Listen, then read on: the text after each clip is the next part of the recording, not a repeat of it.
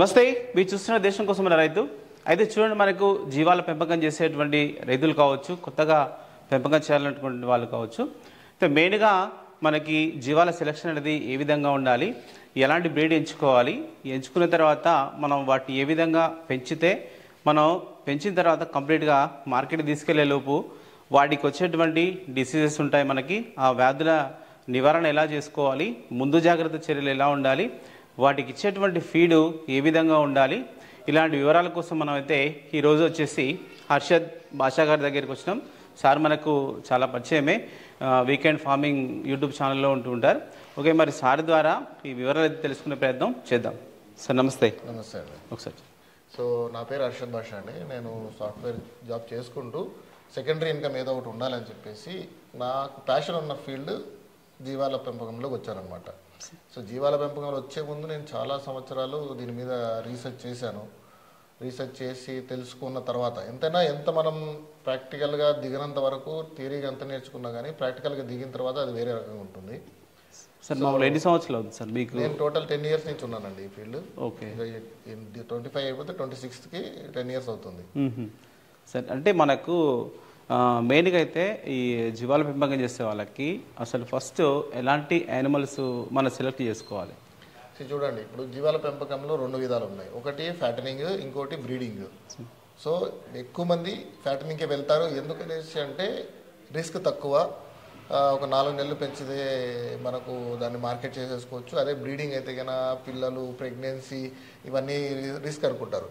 Quite opposite అనుకుంటారు అనమాట. మీరు పొట్టేలు పిల్లలు తీసుకోవడంలో పెంచడమే రిస్క్ ఎక్కువ, అదే గొర్రెలు తీసుకొని పెంచడంలో రిస్క్ తక్కువ. అది ప్రాక్టికలీ మీకు దిగినప్పుడు మాత్రమే తెలుస్తుంది అన్నమాట. ఎందుకంటే ఎవ్రీ 4 monthsకి సీజన్ మారిపోతుంది. 3 నెలలకు 4 నెలలకు సీజన్ మారిపోతుంది. సీజన్ మారిపోతే రోగాలు మారిపోతాయి. సో మీ బ్యాచ్ మారిపోతుంది. మీరు తెచ్చే యానిమల్స్ ఎక్కడి నుంచి తెస్తున్నారు, ఎటువంటి యానిమల్స్ తెస్తున్నారు అనేది దాని మీద డిపెండ్ అయి ఉంటుంది అనమాట. మోర్టాలిటీ ఎక్కువై చనిపోయి నష్టాలకు పోతున్నారు అనమాట ఫ్యాటింగ్ చేసేవాళ్ళు. అది ఈ నష్టాలు చూసి కూడా మేము చేసిన తప్పు ఏంటివని తెలుసుకొని నడిచిన వాడే పొట్టేళ్ల ఫార్మింగ్లో సక్సెస్ అవుతున్నారు అనమాట. ఓకే. సో అదే బ్రీడింగ్ ఫామ్లో మనకు అలా ఉండదు. ఒక 10 animals మనం తెచ్చుకున్న దాంట్లో చనిపోయినా కానీ మిగతా 90 animals నుంచి వాటి పిల్లలు అవి వచ్చేసి మన మంద అనేది అభివృద్ధి అవుతుంది. అండ్ ఈరోజు 10 లక్షలు పెట్టి తెచ్చిన మంద, 10-15 లక్షలు పెట్టిన మంద 2 సంవత్సరాలు అయ్యేదానికి 30 లక్షలు వెళ్ళిపోయి ఉంటున్నాను. ఎందుకంటే మీ దగ్గర పిల్లలు వచ్చి ఉంటాయి కదా, అవన్నీ యాడప్ అవుతూ దాని అసెట్ వాల్యూ అనేది పెరిగిపోతుంటుంది అనమాట. Okay sir. అంటే ఇప్పుడు మనకి 2 రాష్ట్రాల్లో చూసినట్టయితే మనకు తెలంగాణ, ఆంధ్ర కావచ్చు, అంటే మన వాతావరణంలో సెలక్షన్ ఎలా ఉండాలి, అంటే ఎలాంటి పిల్లలు తీసుకోవాలి, ఏ బ్రీడ్లో తీసుకుంటే బాగుంటుంది? మనకు మెయిన్ లోకల్ బ్రీడ్ అనేది చాలా ఇంపార్టెంట్ అండి. లోకల్ బ్రీడ్లో కూడా గ్రోత్ బాగుందా లేదా అని చూసి తీసుకోవాలి. ఎందుకంటే మనం తీసుకొచ్చి ఒక నెలకి మినిమం 5 కేజీల నుంచి 6 కేజీల బరువు పెరిగే రకంగా ఉండాలి పిల్లలు. ఓకే. సో అలాంటి పిల్లలు పెరిగే చోటు నుంచి అంటే ఇప్పుడు తెలంగాణ ఉంది, ఇక్కడ తెలంగాణ రెడ్ అనేసి ఒక ఫేమస్ అనమాట. అంటే ఇక్కడ బ్రౌన్ అనిమల్ ఉంటే కొనేస్తారు. సో బ్రౌన్ అనిమల్స్ ఇక్కడే కాదు కదా, సింధనూరు ఉన్నాయి, మన ఆంధ్ర సైడ్ వెళ్తే మన నెల్లూరు బ్రౌన్ ఉన్నాయి. సో ఆ బ్రీడ్ చాలా బాగా పెరుగుతుంది compare to Telangana breed. Okay. So అట్లా తెచ్చుకోవాలి, మీరు సెలెక్ట్ చేసుకోవాలి. సరే, అంటే పిల్లలు సెలెక్షన్ చేసుకున్న తర్వాత అంటే వాడికి మీరు అన్నట్టు గ్రోత్ పెరగడం కోసం కానివ్వండి, మనం వాటి ఇచ్చేటువంటి ఫీడ్ కానిది ఎలా ఉండాలి?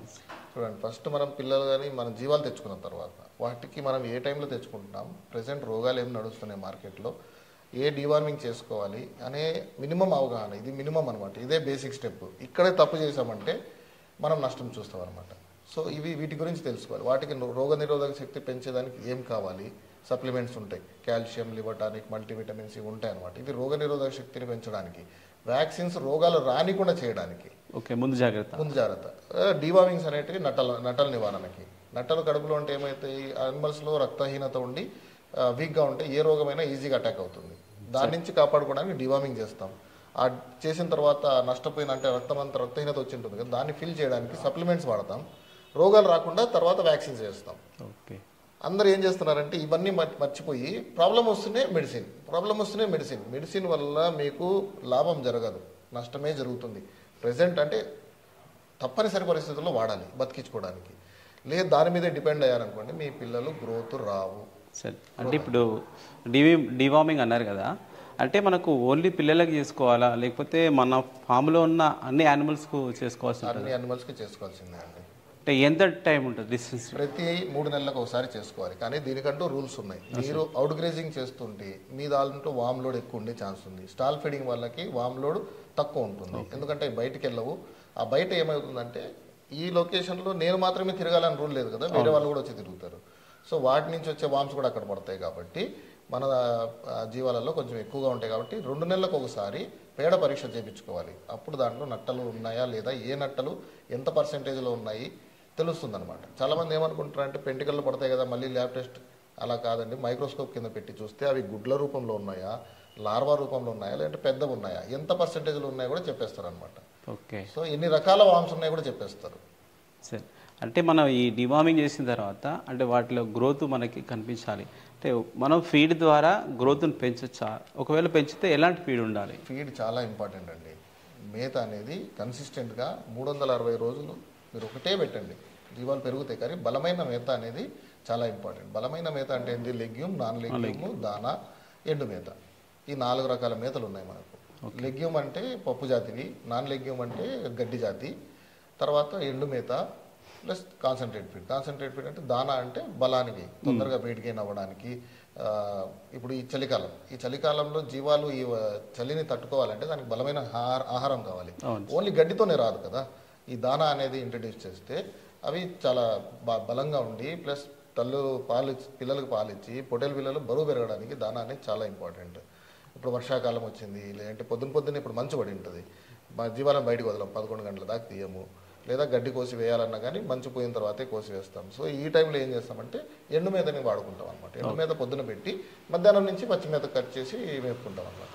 ఇలా ఒక ప్రణాళిక ప్రకారం పోవాలి. ప్రతి సీజన్కి ఒకే రకంగా అంటే అప్ అండ్ డౌన్ అవుతుంటాయి. ఒక సీజన్లో మనం దానా ముందు పెడతాం, లేదంటే ఎండు మేత పైన పెడతాం, పచ్చి మేత కిందికి తీసుకొస్తాం. అట్లా మార్చుకుంటూ ప్రణాళిక మార్చుకుంటూ అదే ఫీడ్ని ప్రణాళిక మార్చుకుంటూ చేసుకుంటూ వెళ్తుంటారు. అంటే ఈ ఫీడ్తో పాటు సప్లిమెంట్ ఏమి అవసరం ఉంటుంది? ఒకవేళ మనం సప్లిమెంట్స్ చాలా ప్రోటీన్ ఫ్యాట్ పెరగడానికి కానీ ప్రోటీన్ ఫ్యాట్ కాదు, అసలు బాడీ వెయిట్ గెయిన్ అవ్వడానికి ప్రతి బాడీకి ప్రతి సెల్కి ఒక విటమిన్ కావాలి. బాడీ మజిల్ గ్రోత్ రావాలి, బోన్స్ బాగుండాలంటే కాల్షియం కావాలి, డైజెస్టివ్ సిస్టమ్ బాగుండాలి అంటే లివర్ టానిక్ కావాలి. ఓకే. సో ఇలా ప్రతి ఒక్కటి ఉందన్నమాట. ఇవి చాలా ఇంపార్టెంట్. మనం మేత పెడుతున్నాము, దానా పెడుతున్నాము, అన్ని పెడుతున్నాం కదా, ఇవి ఎందుకు అవసరం అనుకుంటారు. కానీ ఎప్పుడైతే ఈ బాడీలో పుష్కలంగా అవైలబుల్ ఉంటాయో మనం ఇచ్చిన ఫుడ్ బాడీ అబ్జర్వ్ చేసుకొని వెయిట్ గెయిన్ అవ్వడానికి స్పీడ్గా వెయిట్ గెయిన్ అవ్వడానికి చేస్తాయి అనమాట. స్పీడ్ అంటే చాలా మంది తప్పుగా కూడా అనుకుంటున్నారు. అది న్యాచురల్. మనం చేసే కొన్ని తప్పులు, తెలియకుండా చేసే కొన్ని తప్పుల వల్ల అవి స్లో అయిపోతున్నాయి. ఆ తప్పుల్ని మనం సరిదిద్దుకుంటే స్పీడప్ అవుతుంది. అంటే న్యాచురల్గా వెళ్తుంది, స్పీడప్ ఏం లేదు. ఇప్పుడు చూస్తున్న దాన్ని వేరే వాళ్ళతో కంపేర్ చేసుకుంటే స్పీడ్ అనిపిస్తుంది అంతే. అవును. సరే, ఇంకోటి ఏంటంటే మనకి గొర్రెల మేకలు పెంచడానికి మనకు షెడ్లు చాలా భారీ మొత్తంలో ఖర్చు పెట్టి నిర్మించుకుంటున్నాం. అంటే ఎలాంటి షెడ్లు ఉంటే సరిపోతుంది వాటికి? చూడండి, ఎలివేటెడ్ షెడ్ కావాలి, లేదంటే ల్యాండ్ మీద షెడ్ కావాలి, లేదా ఇంకో రకమైన షెడ్ కావాలని కాదండి. పాతకాలం నుంచి ఏం చెప్తున్నారు? ఎత్తైన ప్రదేశంలో. ఎందుకు ఎత్తైన ప్రదేశంలో అంటారు? వర్షం పడినప్పుడు నీళ్లు షెడ్లోకి రాకూడదు, వర్షం నుంచి కాపాడాలి, చలి నుంచి కాపాడాలి. ఆ రకంగా వేసుకోండి. మీ ల్యాండ్ ఏదైతే ఉందో దాంట్లో ఎత్తైన ప్రదేశంలో మీరు షెడ్ వేసుకోవాలి, లేదా ఎత్తుగా చేసి షెడ్ వేసుకోండి. లోపలికి ఏమి పురుగులు, పాములు ఏవైనా రాకుండా ప్రొటెక్షన్ చేసుకోండి. చలిగాలుల నుంచి పరదాలు వేసుకోండి. దోమల నివారణకు ఆవు పేడ పిడకలు కాల్చండి, లేదా ఇంకేదన్నా ప్రికాషన్స్ తీసుకోండి. వరి చేనులు ఉన్న చోట చాలా ఎక్కువ దోమల ప్రాబ్లం ఉంటుంది, వాళ్ళు చాలా ప్రొటెక్షన్ తీసుకోవాల్సి వస్తుంది అనమాట. వచ్చే డిసీజెస్ గురించి చెప్పండి సార్. సీజనల్గా చూడండి, ఇప్పుడు మేజర్గా చాలామంది ఎండాకాలంలో ఫార్మింగ్ చేస్తారు, వర్షాకాలంలో చేయరు, మానేస్తారు, గ్యాప్ ఇచ్చామంటారు. ఎందుకంటే భయం. వర్షాకాలం స్టార్ట్ అయిందంటే రోగాలు ఎక్కువ, రోగాలలో నిమోనియా ఎక్కువ ఛాన్సెస్ ఎక్కువ ఉంటుంది. సో భయపడతారు. నేను భయపడినాయి. నేను లాస్ట్ ఇయర్ 2 వ్యాక్సిన్స్తో 12 నెలలు పెంచా జీవాలను. 2 వ్యాక్సిన్స్, ఏది ఒకటి హెచ్ఎస్, ఇంకోటి పీపీఆర్. మిగతా ఏ వ్యాక్సిన్ వేయలేదు నేను. 12 నెలలు పెంచాను ఆ జీవాలు. చూస్తున్నా వీడియోస్లో చూస్తే కనబడతాయి ఎట్లున్నాయనేది. సో ఎందుకనంటే ఈ హెచ్ఎస్ వ్యాక్సిన్ అనేది ఏదైతే ఉందో ఇది ఈ పర్టికులర్ సీజన్ వర్షాకాలం స్టార్ట్ అయినప్పటి నుంచి చలికాలం అంతా పోయేంత వరకు జీవాలకి చలిని, వర్షపు క్లైమేటిక్ చేంజ్ని ఇంపాక్ట్ అవ్వకుండా అండ్ దొమ్మరోగం రాకుండా కాపాడుతుంది. లంగ్ ఇన్ఫెక్షన్స్ రాకుండా కాపాడుతుంది. ఇంకో పీపీఆర్ చాలా డేంజరస్. సో దాన్ని కూడా వచ్చిన తర్వాత ట్రీట్మెంట్ ఏదైనా చేసుకోవచ్చు అండి. కనుక్కుంటే ట్రీట్మెంట్ ఏదైనా చేసుకోవచ్చు. కానీ ఆ ట్రీట్మెంట్ చేసిన తర్వాత యానిమల్స్ గ్రోత్ రావు. ఎందుకంటే యాంటీబయాటిక్స్ మనం ఇచ్చి ఆ రోగంని తగ్గించడానికి యాంటీబయాటిక్స్ బతికించడానికి ఇస్తాము. సో ఆ యాంటీబయాటిక్స్ వల్ల రావు. సో మేజర్గా చూడండి, మీకు వర్షాకాలంలో వచ్చే మేజర్ రోగాలు నిమోనియా ఒకటి, బ్లూటంగ్ ఒకటి, ఎఫ్ఎండి ఒకటి. ఈ 3 సతాయిస్తాయి. ఈ 3టికి వ్యాక్సిన్స్ మనము బిఫోర్ సీజన్ అంటే మే జూన్లోనే వేసేసుకోవాలి. ఓకే. తర్వాత మీ అనిమల్స్ ఏమి కావు కరెక్ట్గా చూసుకోండి. హెచ్ఎస్ వ్యాక్సిన్ అనేది మే ఎండింగ్లో వర్షాలకు ముందే వేసేసేయండి. ఇదే సగం మీకు ప్రొటెక్షన్ ఇచ్చేస్తుంది. వ్యాక్సిన్ అనేది మన పిల్లలకు తల్లులకు అన్నిటికీ వేయచ్చా? అన్నిటికీ వేయచ్చు. వ్యాక్సిన్కి ఒక ఇది ఉందన్నమాట. వాళ్ళు వ్యాక్సిన్ మీద రాసి ఉంటారు 3 నెలల పైన 4 నెలల పైన పిల్లలకి అనేసి. బాగా మీ అనిమల్స్ మంచిగా ఒక 3 నెలల పిల్ల కూడా 15-18 కిలోల వరకు వచ్చిందంటే మీరు వ్యాక్సిన్ వేసేసుకోవచ్చు, ఇబ్బంది లేదు. ఓకే. మళ్ళీ గ్యాప్ అంటే నెక్స్ట్ ఇయర్ అయినా మళ్ళీ ఒకవేళ వ్యాక్సిన్ అంటే కొన్ని వ్యాక్సిన్స్కి 6 నెలలు వ్యాలిడిటీ ఉంది. ఈటీటీటీ 6 నెలలు వ్యాలిడిటీ, హెచ్ఎస్ 6 నెలలు వ్యాలిడిటీ అట్లా ఉంటుంది వ్యాలిడిటీ. పీపీఆర్కి 3 సంవత్సరాలు వ్యాలిడిటీ, కానీ ప్రతి సంవత్సరం వేస్తాము. ఎఫ్ఎండి సంవత్సరానికి ఒక్కసారి వేస్తాము. బ్లూటంగ్ సంవత్సరానికి ఒక్కసారి వేస్తాము. ఎక్కువగా జూలై, ఆగస్ట్, సెప్టెంబర్లో బ్లూటంగ్ భయంకరంగా సతాయిస్తుంది. దీనివల్ల చాలా జీవాలు నష్టపోతున్నారు జనాలు. అంటే మనకు ఇందాక ఫీడ్ గురించి చెప్పారు. అంటే మనం గ్రీన్గా లెగ్యూమ్ నాన్ లెగ్యూమ్గా ఏది పెట్టుకోవాలి, డ్రైగా మనం ఏది ఇవ్వాలి? చూడండి, లెగ్యూమ్ నాన్ లెగ్యూమ్ మనం ఏముంది, CYFS 29 నేను ప్రిఫర్ చేసేది, హెడ్జ్ లూసను, అవిసా. ఈ 3 నేను ప్రిఫర్ చేసి నాది ట్రైనింగ్ వచ్చి సక్సెస్ఫుల్గా ఫార్మర్స్ అందరు ఇవే వాడుతున్నారు అనమాట. ఎందుకంటే దీనికి కూడా ఒక రీజన్ ఉంది. హెడ్జ్ లూసన్ అంత ఈజీగా చచ్చిపోదు. ఒకవేళ చచ్చిపోయినా వర్షం వచ్చినా మళ్ళీ బతికేస్తుంది. CYFS 29 గడ్డి జాతి, ఇది కూడా అంతే. ఇది ఒకవేళ మీరు కరువు వచ్చింది, నీళ్లు లేవు, చనిపోయింది, మళ్ళీ వర్షం పడతానే మళ్ళీ చిలుకు ఎత్తేస్తుంది. మళ్ళీ కొత్తగా మీరు దున్నిచ్చాలి, మళ్ళీ సీడ్ వేయాలి అనే ప్రాబ్లం ఉండదు ఈ రెండింటికి. అవిసా ఏంటంటే హైయెస్ట్ ప్రోటీన్ అండి, చాలా ప్రోటీన్, చాలా ఎనర్జీ. సో అందుకనేసి అవిసాని ప్రిఫర్ చేస్తాను. ఇది కొంచెం చెట్టులాగా మానలాగా పెరుగుతుంది కాబట్టి మనం కొమ్మలు మాత్రం చేసుకుని ప్లాన్ చేసుకోవాలి. ఈ 3 ప్రిఫర్ చేస్తాను. ఎండు మేతలు ఒక్కొక్క ప్రదేశంలో ఒక్కొక్క రకంగా దొరుకుతాయి.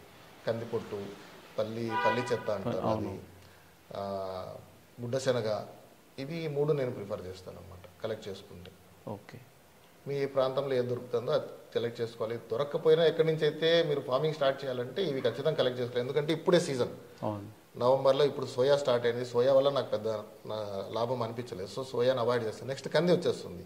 మళ్ళీ వేరుశెనగ, మన రాయలసీమ అంతా వేరుశెనగ మనకు మంచిగా దొరుకుతుంది. సో వేరుశెనగ ఇది బెస్ట్ అన్నిటికన్నా.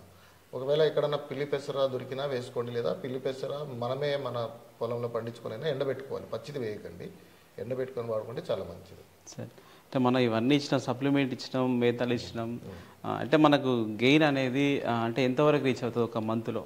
మినిమం 5 నుంచి 6 కేజీలు వెయిట్ గెయిన్ అవుతాయండి.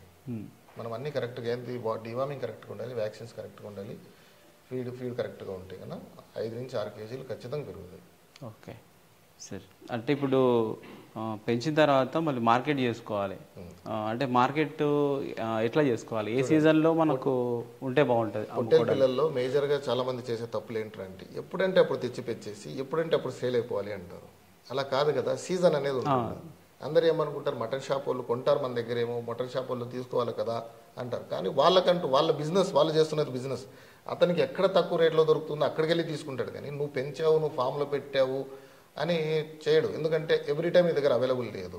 ఒకసారి అలవాటు పడిపోయారు నీ మీట్కి కస్టమర్స్, నీ దగ్గర లేనప్పుడు ఆయన ఎక్కడికి వెళ్ళాలి? సో అతను ఏం చేస్తాడు, అతను స్టాండర్డ్గా ఈ ఫామ్ పిల్లలు కోళ్ళు పెరిగినట్టు పెరిగి ఉంటాయి, దాంట్లో టేస్ట్ ఉండదు, ఇవైతే బయట తిరిగి వేస్తున్నాయి కాబట్టి వీటిలో టేస్ట్ ఉంటుంది అనేసి ఒక మాట మైండ్లో వేస్తారు అనమాట కస్టమర్కి తెలియదు కదా. సో వాళ్ళు కూడా అదే అనుకుంటున్నారు అనమాట. బట్ మీరు బయట తిరిగే అనిమల్ కన్నా ఫామ్ అనిమల్ మీట్ తిని చూడండి, చాలా టేస్టీగా ఉంటుంది, చాలా హెల్తీగా ఉంటుంది. బయట ఎందుకంటే బయట రోగాలు ఎక్కువ, వామ్స్ ఎక్కువ, అదే ఫామ్లో అవి ఉండవు. అంటే ఇప్పుడు పెంచుకునే వాళ్ళు ఏ బ్రీడ్లు పెంచుకుంటే బాగుంటుంది సార్? మీ ప్రాంతంలో ఎక్కువగా సేల్ అయ్యే బ్రీడ్స్, ఇప్పుడు తెలంగాణ రెడ్ ఇక్కడ కదా, నెల్లూరు బ్రౌన్ తెచ్చుకోండి, లేదా సింధనూరు తెచ్చుకోండి. ఎందుకంటే గ్రోత్ బాగున్నాయి, పిల్లలు బాగా గ్రోత్ అవుతాయి కదా మనకి డబ్బులు. అవును. సో అలాంటి పిల్లలు తెచ్చుకోండి. నెల్లూరు, చిత్తూరు డిస్టిక్ అంతా జొడిపి వైట్ అండ్ బ్లాక్ ఎక్కువ ప్రిఫర్ చేస్తారు. ఇక్కడ కూడా జొడిపి సేల్ అవుతాయి. కాకపోతే మీట్ కోసం కాకపోయినా కానీ పెంచుకోవడానికి ఇష్టపడతారు చాలా మంది అట్లా. ఇంకా కర్ణాటక బ్రీడ్స్ ఉన్నాయి.